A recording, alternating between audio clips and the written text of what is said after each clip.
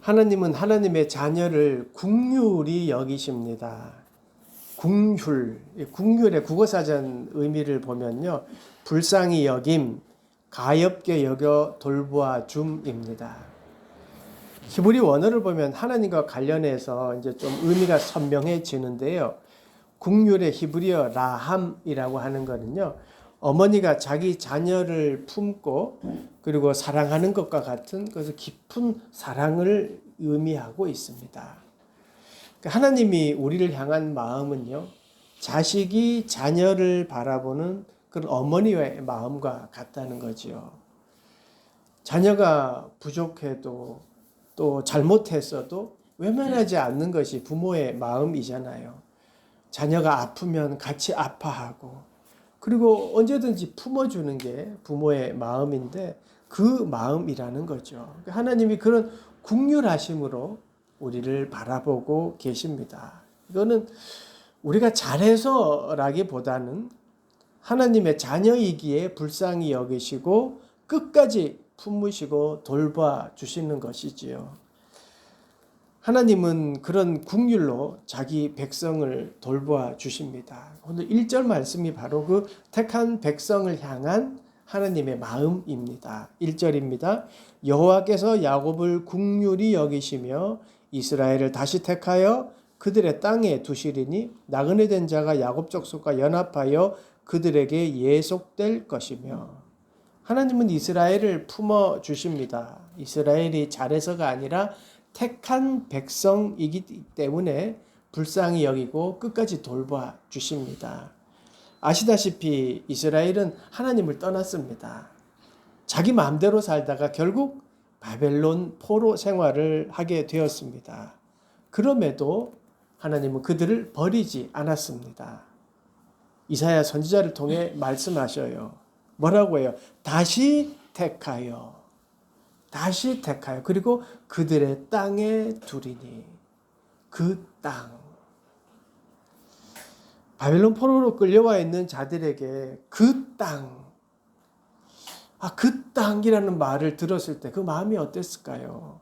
아마 그리움, 또 후회, 새로운 다짐, 감사의 눈물, 이런 눈물이 흘렸을 것 같아요. 자신이 살았던 그 고향 땅, 어쩌면 할아버지로부터 말로만 들었던 그 땅, 그 땅에 다시 두시겠다고 말씀하십니다. 그리고요, 나그네 된 자가 야곱 족속과 연합한다고 해요. 선민 사상으로 가득 차 있는 이스라엘이었잖아요. 그런데 그들과 연합한다. 이게 무슨 뜻일까요? 이건 무슨 말이냐면요, 하나님은 그냥 영토를 회복하는 것뿐만 아니라 공동체의 회복을 말씀하고 있습니다. 나그네 된 자라고 하는 것은 다른 민족 사람들이에요. 하나님은요, 그들과 야곱 민족이 같이 연합하게 하십니다. 회복이라는 것은요, 하나님의 백성으로 모든 자들이 함께 들어오게 만드시는 거예요. 하나님의 회복은 배타적이 아니에요. 너희들 택했기 때문에 너희만 이게 아니라 함께 하나님이 은혜를 베푸십니다. 그리고 회복의 은혜를 통해 넓어지는 거죠. 모든 민족까지 품으시는 겁니다. 그 회복의 구체적인 말씀이 2절입니다. 민족들이 그들을 데리고 그들의 본토에 돌아오리니 이스라엘 족속이 여호와의 땅에서 그들을 얻어 노비로 삼겠고 전에 자기를 사로잡던 자들을 사로잡고 자기를 압제하던 자들을 주관하리라. 하나님의 회복은 완전한 회복인데요, 민족들이 본토에 돌아옵니다. 그리고 그 회복은 땅만 찾는 게 아니라고 했잖아요. 그래서 오늘 표현을 보면 당시의 사람들이 회복이라고 생각했을 때에 느낄 수 있는 그런 아주 강력한 언어로, 그 당시의 사람들은 이 말을 잘 알았을 거예요. 그렇게 강력한 언어로 표현했어요. 뭐예요? 여호와의 땅에 가면 그들을 얻어 노비로 삼고 또 자기를 사로잡힌 자들을 사로잡고 압제하던 자들을 주관하게 된다. 그러니까 무슨 말이에요? 완전히 상황이 뒤바뀔 거다라는 이 말이에요.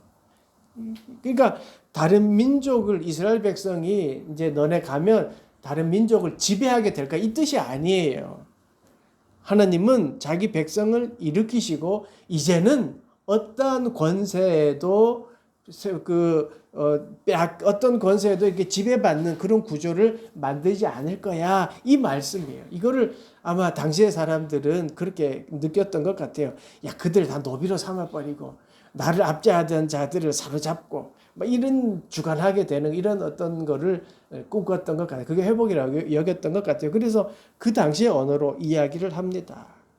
그러니까 더 이상 하나님이 어떠한 권세에도 하나님의 백성들을 빼앗기지 않겠다라는 뜻이에요. 이렇게 하나님은 택한 백성을 회복시키고 평안하게 살게 하십니다.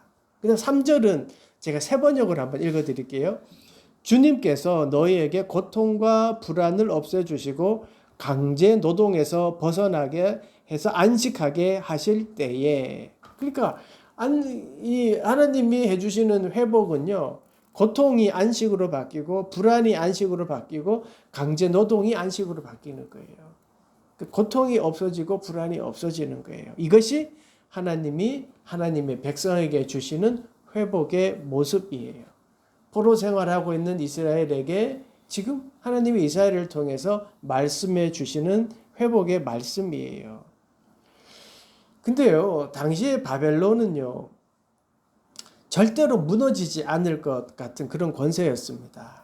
그런데 그렇게 절대적으로 보였던 바벨론이 권세가 무너지고 최후의 모습, 몰락하는 모습이 이제 4절부터 20절 나와요. 이거 오늘 성경에서 노래라고 하는데요. 여기서 그때 분위기가 달라져요. 바벨론 왕을 향한 조롱과 풍자의 노래예요. 그러니까 비꼬는 거예요. 이 노래를 이브리어로 마샬이라고 해요. 마샬. 이렇게 강했던 바벨론을 향해 결국 너도 이렇게 되었구나 하고 몰락을 이제 말하는 노래가 이제 4절에서 20절인데 4절에서 5절 보세요. 너는 바벨론 왕에 대하여 이 노래를 지어 이르기를 압제하던 자가 어찌 그리 그쳤으며 강포한 성이 어찌 그리 패하였는고 여호와께서 악인의 몽둥이와 통치자의 귤을 꺾으셨도다.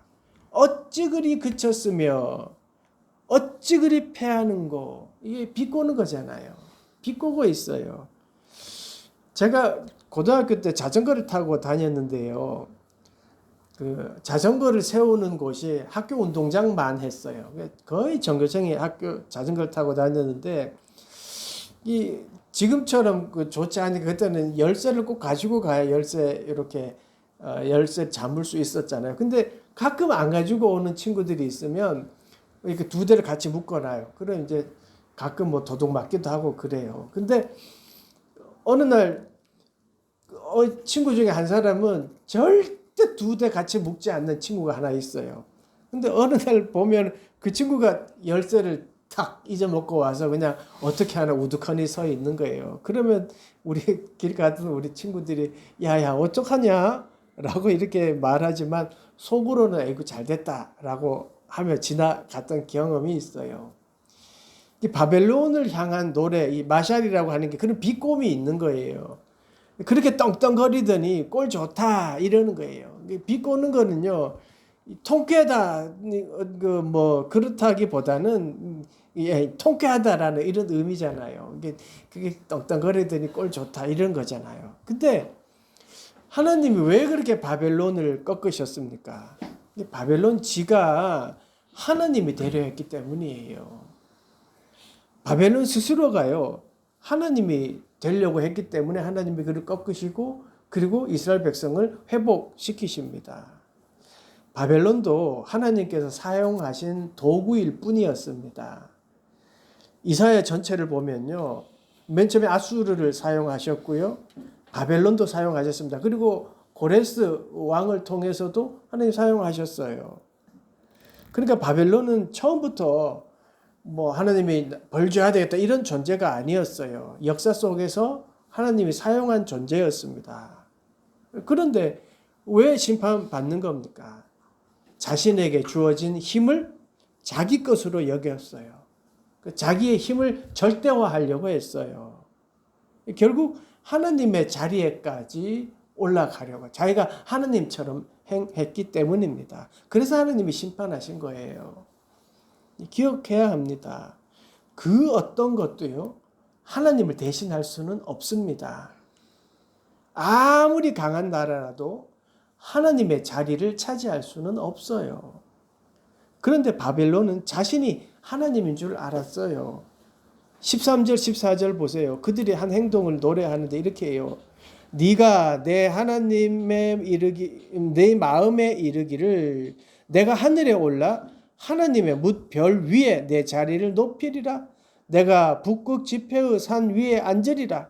가장 높은 구름에 올라 지극히 높은 이와 같아지리라 하는도다. 보십시오. 내가 하늘에 오르리라. 내가 하늘의 별 위에 내 보좌를 높이리라. 내가 하늘에 오르리라. 내가 그 자리를 높이리라. 지극히 높은 이와 같아지리라. 바벨론은 자기가 가진 힘을 절대적이라고 생각하고 자기가 최고라고 여겼던 거예요. 자신보다 높은 존재가 없는 것처럼 행동했습니다. 그래서 하나님께서 그 권세를 꺾으셨습니다. 인간의 권세는 아무리 높아져도요, 하나님을 대신할 수 없다는 것을 우리는 알아야 합니다. 하나님만이 역사의 주인이십니다.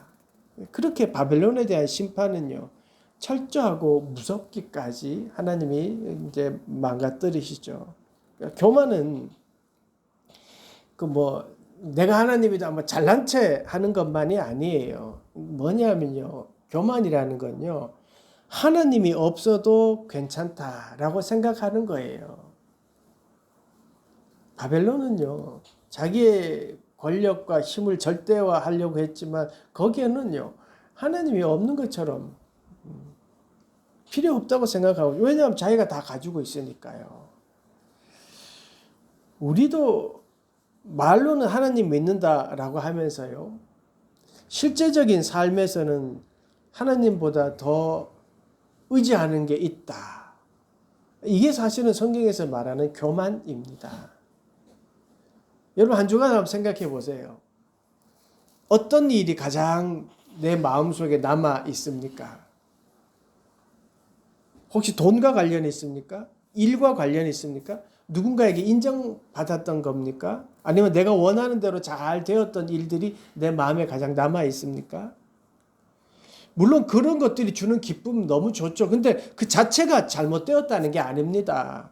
그런 즐거움이 있으면 즐겨야죠. 근데 중요한 것은 만약 우리들이 그런 것이 주는 그 만족에 빠져 살고 있다면 그것이 바로 하나님보다 더 중요하게 여기고 있다는 증거가 된다는 거지요. 바벨론의 교만은요, 옛날 이야기가 아닙니다. 우리도 하나님보다 다른 것을 더 붙들고 살아가고 있는지 오늘 말씀을 통해 되돌아봐야 되는 거지요. 그 어떤 것도 하나님을 대신할 수 없다. 이 고백을 이렇게 함께하는 그런 여러분 되시기를 내가 기도합니다. 또 21절에서 23절 보시죠. 너희는 그들의 조상들의 죄악으로 말미암아 그의 자손 도륙하기를 준비하여 그들이 일어나 땅을 차지하여 성읍들로 세상을 가득하게 하지 못하게 하라.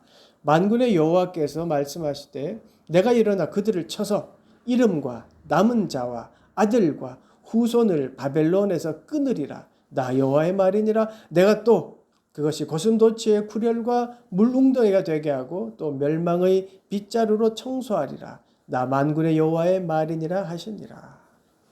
하나님은 바벨론을 흔드는 것뿐만 아니라요, 이름도 후손도 흔적도 남기지 않게 하십니다. 이게요, 하나님을 대신하려고 했던 교만에 대한 여호와 하나님의 심판입니다. 최종 판결이지요.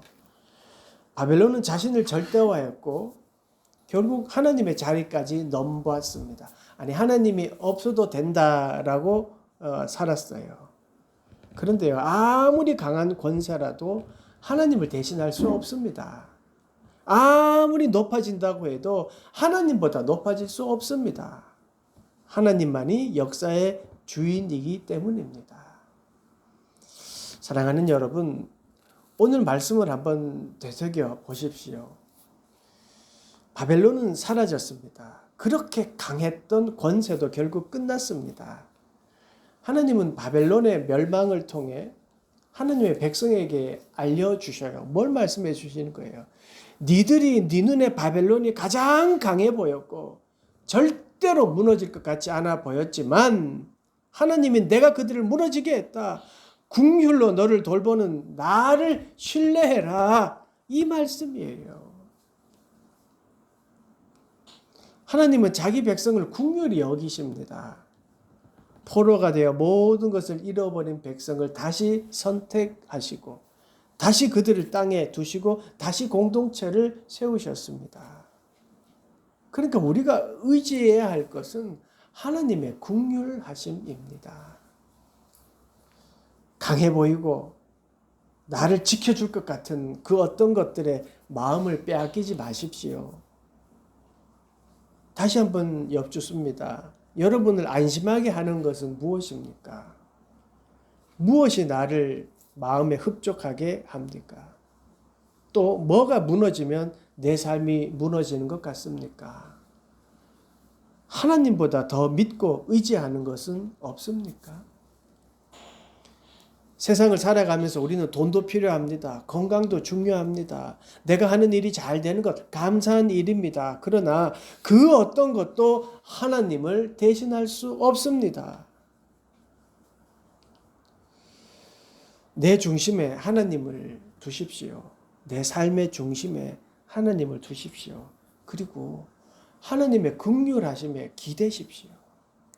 세상은 근데 하나님의 긍휼하심에 기대는 것을 어리석다고 말하고 과연 그걸 믿어도 될까라고 세상 사람들은 우리에게 이야기할 거예요. 그런데요. 주님이 우리에게 원하시는 건요. 그 하나님의 긍휼하심에 기대는 겁니다. 하나님의 그늘 아래 들어오는 겁니다. 영원할 것 같은 세상의 권세는 변합니다. 우리가 붙잡고 있는 그 어떤 것도요, 분명히 사라질 수밖에 없습니다. 그러나 하나님의 백성, 하나님의 자녀를 긍휼히 여기시는 그 하나님의 마음은 변하지 않습니다. 그 하나님이 자기 백성을 다시 일으키시고요, 하나님의 자녀를 회복시키시고 하나님의 자녀에게 평안을 선물해 주십니다. 그러니까 어떤 상황에 있더라도요, 세상의 힘이 아니라 하나님을 의지하며 살아가는 그런 우리의 마음가짐 또 그런 우리의 모습이 되어야 됩니다. 우리 모두 그렇게 하나님을 의지하여 하나님의 긍휼하심에 기대어 그렇게 살아가는 여러분 되시기를 간절히 축원합니다. 아멘. 기도하겠습니다. 긍휼하신 하나님 아버지, 세상의 힘이 아니라 주님만 의지하는 믿음을 주시옵소서. 우리를 다시 일으키시고 회복하시는 하나님의 은혜를 날마다 경험하게 하여 주시옵소서. 하나님, 질병 중에 또 치료받는 성도들에게 치유와 평안을 허락하시고 우리가 늘 기도하는 자립 청소년들의 걸음을 지켜 주시옵시고 필요한 모든 것을 채워 주시옵소서. 예수님의 이름으로 기도드리옵나이다. 아멘.